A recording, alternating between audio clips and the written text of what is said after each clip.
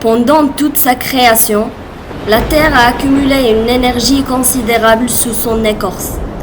Depuis ce temps, elle cherche partout les moyens à refroidir son cœur et à libérer cet excès de chaleur.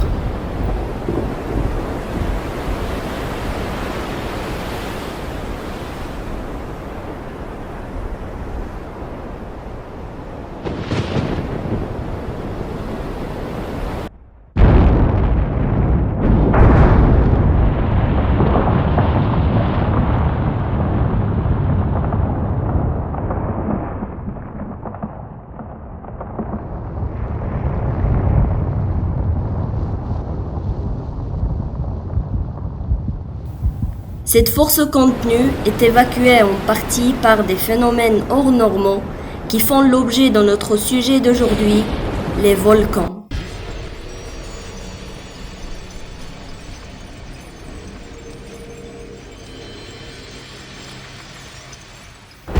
Après plusieurs décennies de sommeil, un volcan se réveille.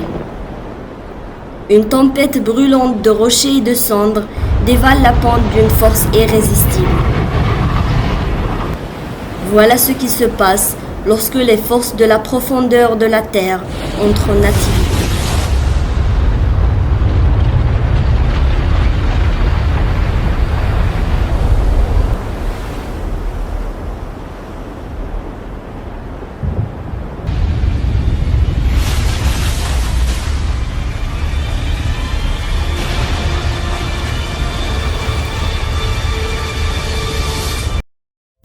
Pour comprendre la puissance et l'impact que peuvent avoir les volcans, il faut remonter le temps et suivre le parcours d'un seul d'entre eux. Le dernier, qui a radicalement changé la face du monde, a laissé une empreinte gigantesque de sa naissance au nord-ouest de l'Inde. Il y a 65 millions d'années, l'Inde était une île énorme qui venait de se décrocher de l'Afrique. Elle était devenue un morceau du continent à elle toute seule et commençait sa dérive vers le nord.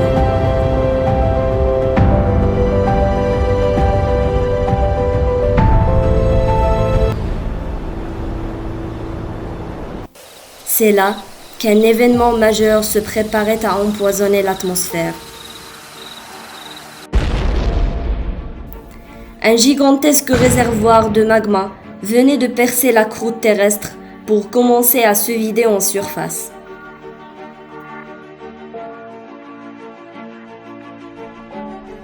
La Terre s'était ouverte pour libérer brusquement ce trop-plein d'énergie.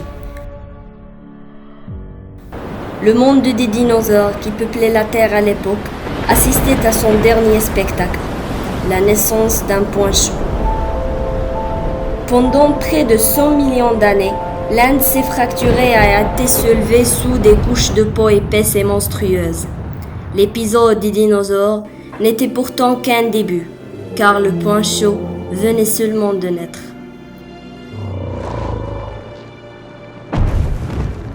Il allait continuer sa vie en même temps qu'une lourde page de l'histoire était en train de se tourner. Le volcan n'a engendré qu'un nouveau départ.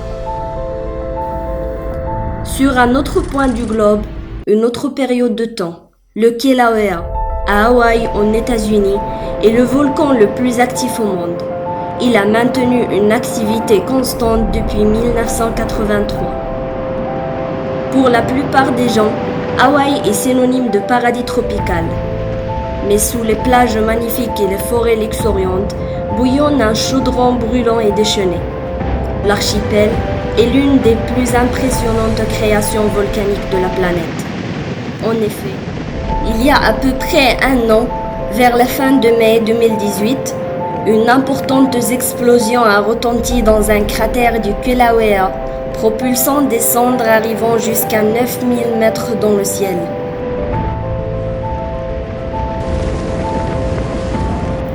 Comme le magma est fluide et peu gazeux, l'éruption n'est pas explosive.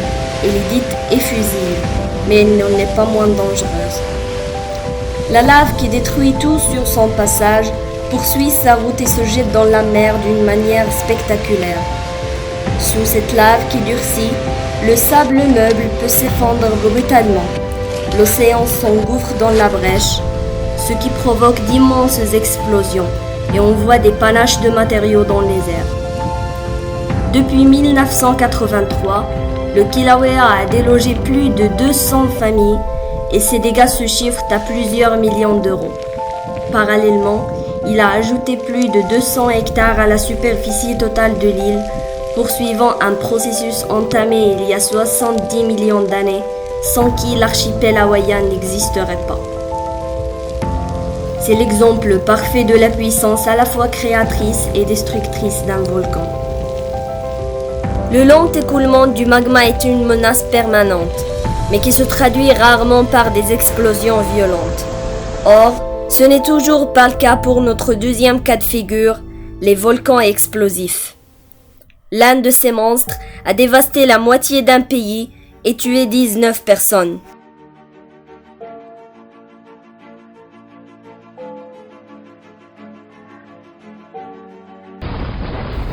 Montserrat, dans les Petites Antilles, est une île paisible et luxuriante. Mais en 1995, le volcan de Sophia Hills, endormi depuis près de 4 siècles, se réveille pour de bon. Au cours des 2 années suivantes, de multiples éruptions projettent de la cendre à des dizaines de mètres dans les airs. La capitale est évacuée à 2 reprises. À chaque fois, les habitants reviennent espérant que la colère du volcan est apaisée. Mais en 25 juin 1997, tous leurs espoirs étaient balayés. À 13h, un gigantesque nuage de cendres s'élève dans le ciel sur pratiquement 10 km. Dans la demi-heure qui suit, un mélange de cendres et de roches chauffées à près de 800 degrés Celsius dévale le flanc du volcan à plus de 100 km/h. Le volcan de Sophia Hills a détruit plus d'1 millier de maisons, laissé plus de la moitié de l'île inhabitable et détruit la capitale du pays. Il reste aujourd'hui environ 4500 habitants sur l'île contre 12 000 avant l'éruption.